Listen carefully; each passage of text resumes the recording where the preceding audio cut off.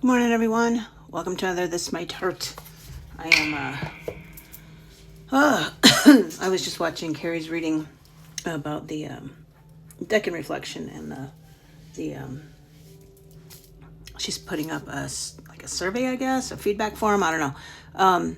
And I'm mildly concerned, triggered. I don't know. Not sure how I feel about it. I love that she's doing what she thinks is best for her. I don't know what that is yet, so I'm not going to fear it. But yeah, it triggered a little bit in me about the rejection, attachment. I don't know what you want to call it, but I have grown to really value and count on and depend on the circle community that I belong to, and the thought of it changing kind of just rattles my little Taurus cage, if you will. But at the same time, I'm really excited to see what she's going to come up with, because I know how much Carrie cares about her community, and whatever it is, I am absolutely positive will be in everyone's best and highest good.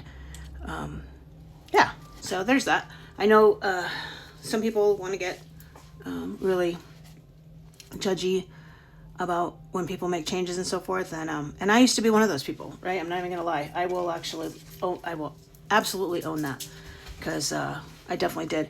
And so I feel like it's an opportunity for me to grow in my spiritual realm, if you will, and be excited about the changes and welcome them with open arms. So anyway, that being said, let's get the energies for today.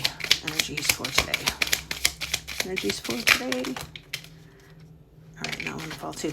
All right, so we've got, this one fell first, the Page of Pentacles on its side.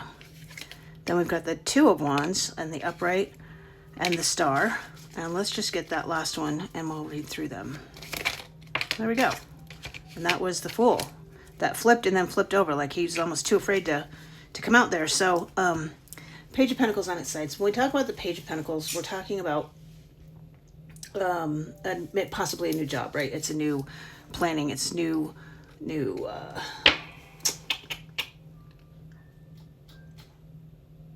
patience. I don't know why I'm getting patience here, but it's pentacles. So it's those things you can invest in, and it's the planning of investing those pentacles, right? So if that new job might be, you're in the position where you are filling out applications, doing resumes and so forth. And it could be about,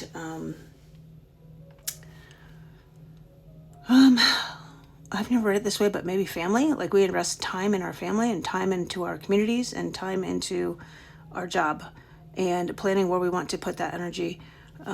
We're going through a little bit of a change at work, and I'm trying to decide which way I want to go with all of this, right? And with school and so forth. I've spent a lot of time, an exorbitant amount of time on school and work. And while I do feel fulfilled and it's given me an opportunity to move forward, I don't know all the time if it's worth what I've given up for it.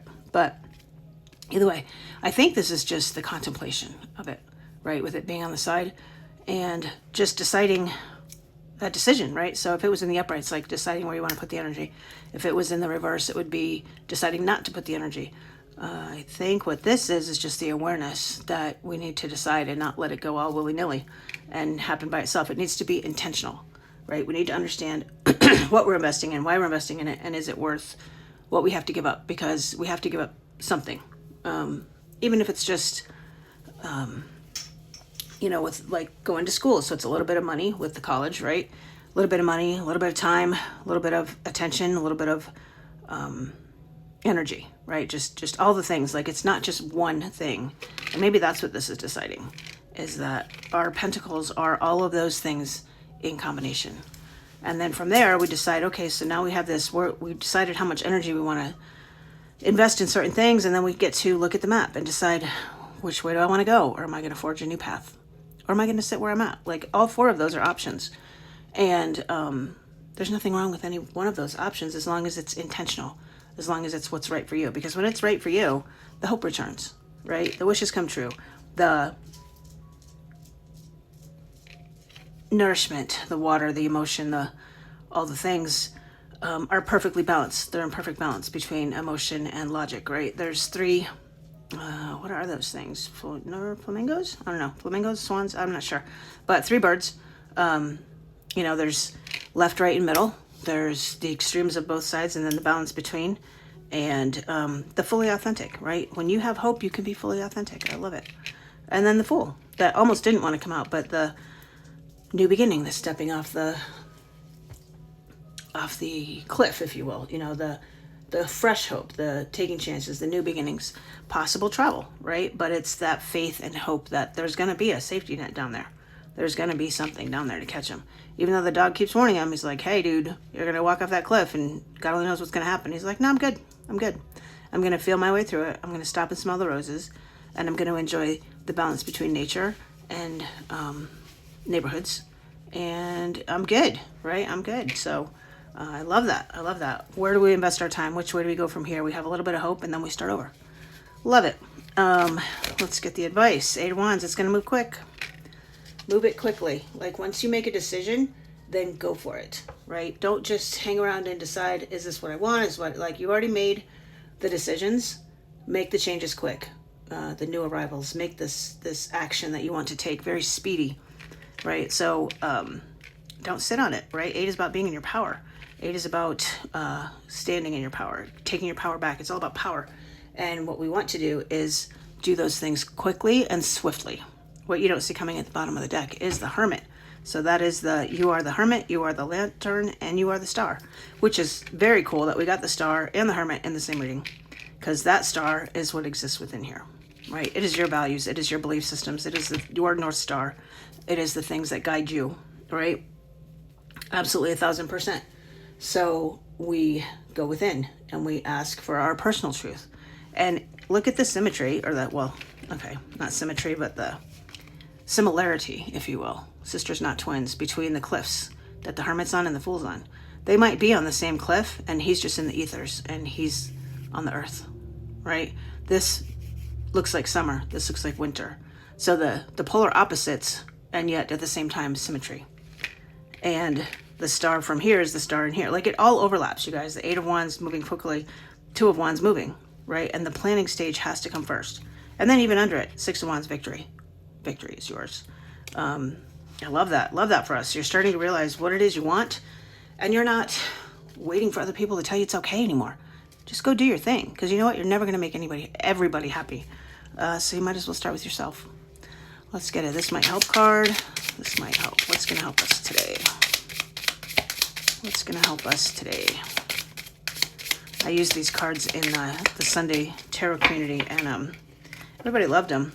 I think, I don't know, they look cartoony to me, and I don't want to say embarrassed, but I will say I feel like sometimes when I use them, I feel like it's just for this channel, really, right? So, not, oh my gosh, you guys, look at that. You cannot make this shit up. Oh my gosh, the Lantern, which is the 9, the Hermit. Go within. Your answers are within. They're, yeah, I mean, they're within. Let's read what the book has to say about it, even though I'm not sure we really need to, but I'm curious what Isabella has to say about this. So 9, here we go. The Lantern. So we have the Hermit is on a journey of self-discovery. Oh, I like that. I'm glad I read it. Self-discovery and growth through isolation. And the Lantern is her guiding light. No matter how many people are around you, you always have your inner guiding light. That little voice in your head telling you that what you believe is right, whispering what you really want, and revealing how to align the two. That voice can be so hard to hear sometimes, drowned out by societal expectations and other people's opinions, but no matter how quiet, it's always there. It's always there if you just listen, right? The Lantern urges you to listen to yourself, quiet your mind, separate your inner voice from the other voices, the ones that belong to others and the ones that bring you down. Make room to hear yourself. Have you ever thought about that? The voices in your head? Ask yourself, whose voice is that? Because oftentimes when it's negative, when it's beating you up, it's probably not your voice. It's probably a parent or a caregiver or some sort of person from your childhood, right? As a clarifier, and it did clarify the Hermit with the Lantern, the Lantern will land on a card that will be best served by listening to your inner voice.